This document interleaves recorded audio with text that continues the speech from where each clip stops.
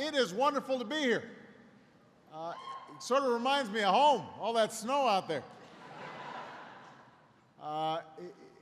Let me begin by acknowledging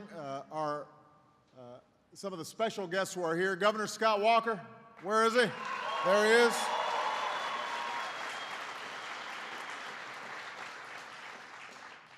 is. He says he's the mayor of Manitowoc. Now, I'm looking at the guy. I don't think it's true, but I'm going to introduce him anyway. Justin Nichols is here.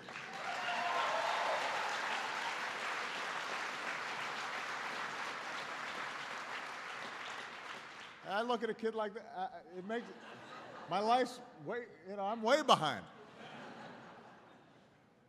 The mayor of Green Bay, Jim Schmidt, is here.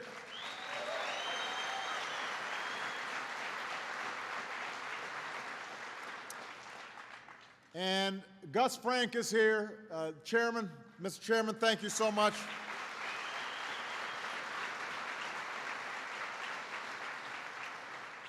Now, let me start by clearing something up. I am not here because I lost a bet. I just want to be clear about that. I have already gotten 3 Green Bay jerseys.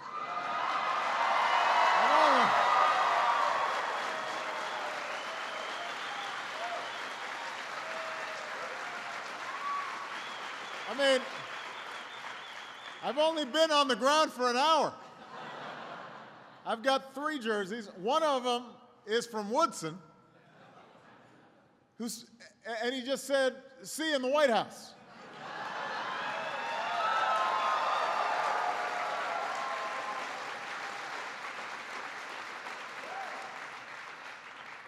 So let me just get it out of the way. Sunday was a tough day for Bears fans. I see one guy with a Bears head here. He's got a lot of guts. But even if it didn't go the way that I wanted, I'm glad to see that one of the greatest rivalries in sports is still there. And we will get you next year. I'm just letting you know. Congratulations. In the spirit of sportsmanship, I wish you good luck in the Super Bowl. Now, last night I gave this little speech that I have to do once in a while. And what I said was, in this new and challenging time, when America is facing tougher competition from countries around the world than ever before, we've got to up our game. We're going to need to go all in. We're going to need to get serious about winning the future. Now, the words of the man that the Super Bowl trophy is named after has something to say about winning. He said, "There is no room for second place. There's only one place in my game, and that's first place." That's the kind of determination to win that America needs to show right now. That's what we need to show. We need to win the future.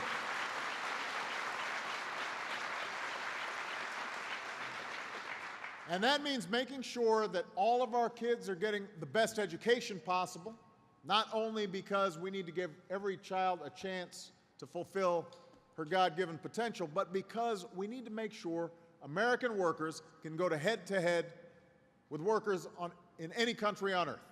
We've got to be more productive, more capable, more skilled than any workers on earth.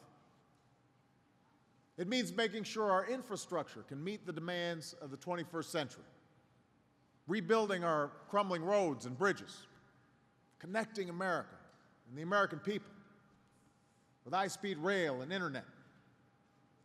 It means doing what we try to do in our own lives, by taking responsibility for our deficits, by cutting wasteful, excessive spending wherever we find it. And it means reforming the way our government does business so it's efficient and responsive to the needs of Americans. instead of being responsive to the needs of lobbyists. Now, as important as these urgent priorities are, we've also got to make sure that the breakthroughs, the technological breakthroughs that come to define the 21st century, that they take root right here in America. We've got to lead the world in innovation. I spent a lot of time talking about this last night.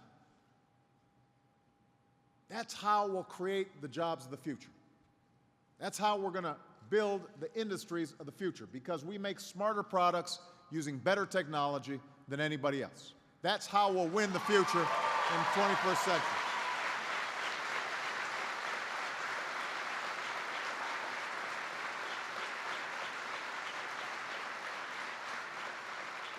So I came here to Manitowoc to glimpse that future.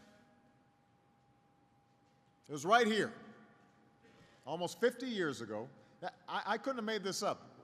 It wasn't until I was on my way here that I found out that a chunk of metal came crashing down to the earth right here.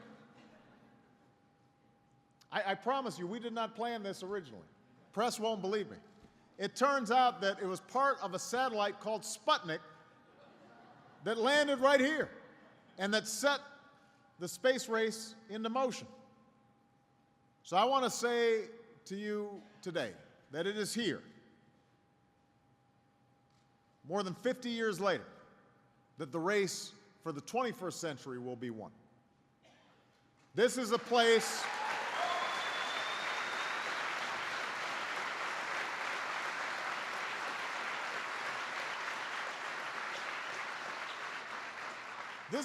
that's been doing what America has always done throughout its history. You've reinvented yourself. Back in 2003, one of the largest employers around, Miro, moved their operations abroad. And that must have been a really tough time for this town and this community. Jobs were lost, families were hurting, community was shaken up. And I know from Illinois, my home state, when a town loses its major employer, it is hard to bounce back. A lot of the young people start moving away, looking for opportunity someplace else. But you fast forward to 2011, and new manufacturing plants and new hope are now taking root.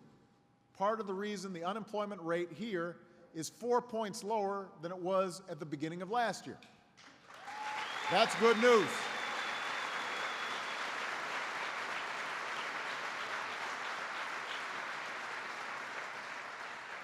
So you have plants like Tower Tech, one of the largest wind tower manufacturers in North America, a company that's grown by several hundred workers in recent years.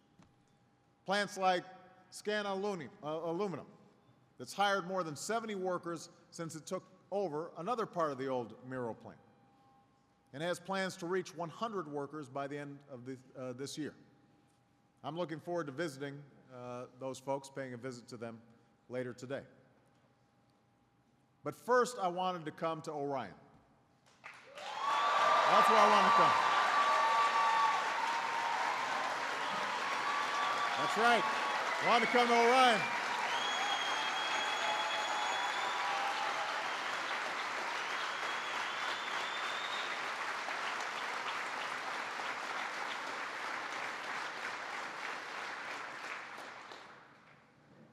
Orion is a leader in solar power and energy-efficient technology.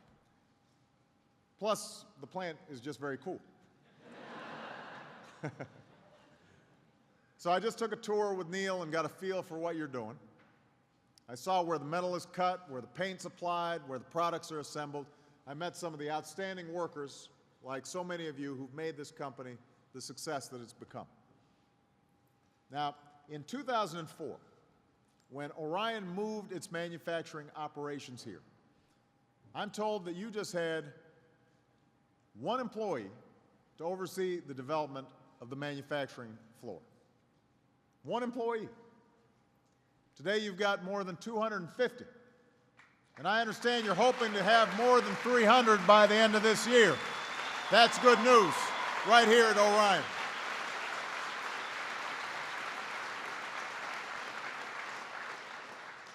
And these aren't just good jobs that can help you pay the bills and support your families.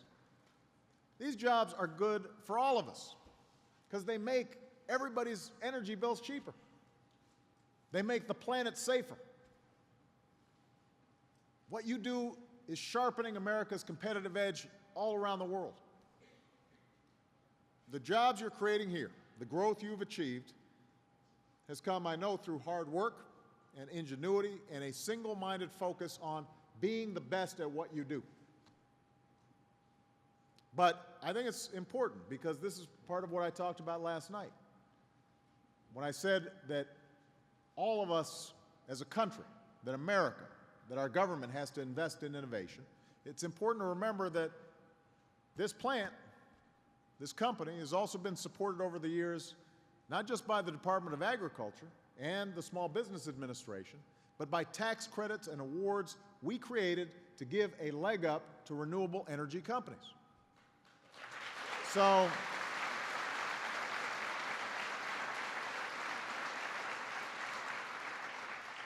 it's one thing to have a good idea, but as Neil and I were talking, a lot of times Wall Street doesn't necessarily want to take a chance on a good idea until they've seen it proven. Sometimes the research that's required, nobody wants to pay for it, and that's where we have to step in. America needs to get behind entrepreneurs like Neil.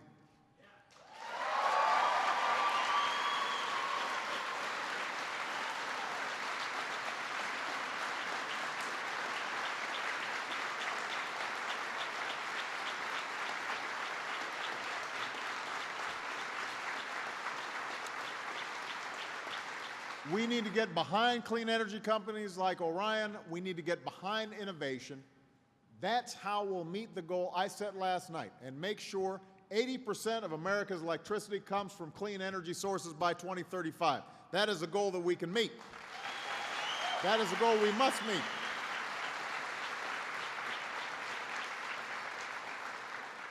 That's how we'll make America the first country to have 1 million electric vehicles on the road by 2015.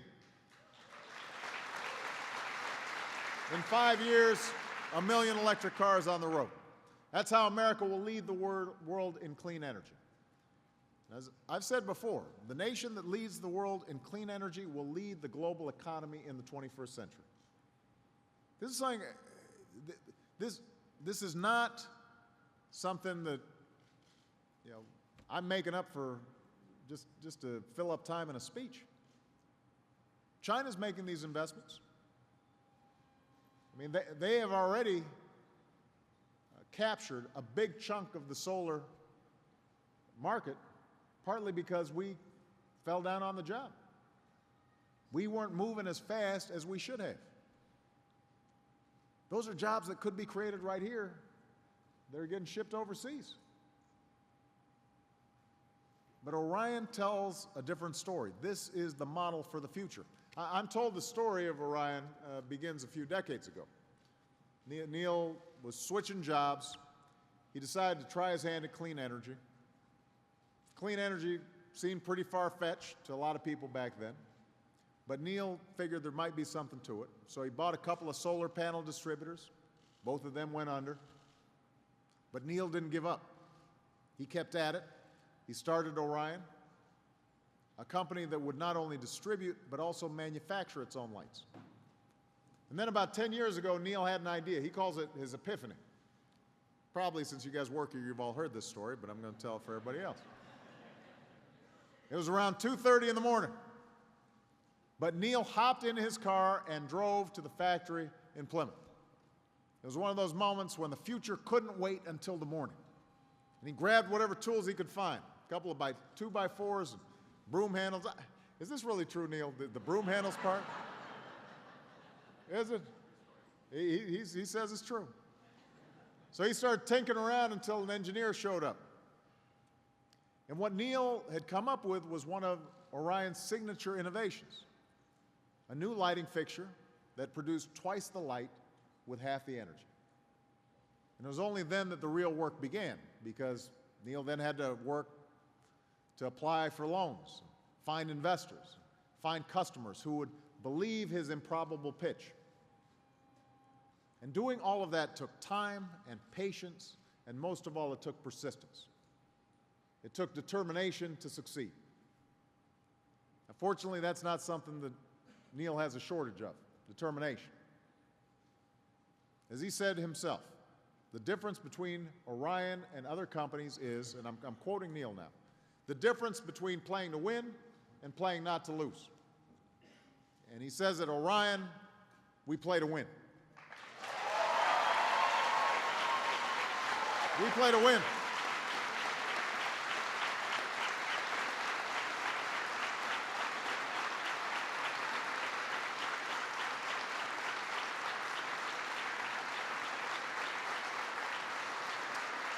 So that's what sets Neil apart. That's what sets Orion apart. But that's also what sets America apart. That's what sets America apart. Here in America, we play to win. We don't play not to lose. And part of what I wanted to communicate last night is, having gone through a tough time, having gone through a recession, having seen so many jobs lost, having seen the financial markets take a swoon, you get a sense that a lot of folks have been feeling like, well, we've just got to play not to lose. We can't take that attitude. If we're on defense, if we're playing not to lose, somebody else is going to lap us. Because there are a lot of hungry folks out there, a lot of countries that are gunning for us. So we got to play to win. We've got to play to win the future. And if entrepreneurs like Neil keep sticking with it, and small businesses like Orion keep breaking new ground, and if we as a country continue to invest in you, the American people, then I'm absolutely confident America will win the future in this century as we did in the last. So keep it up, Orion. Keep it up, Neil. We're proud of you. Thank you. God bless you. And God bless the United States of America. Thank you.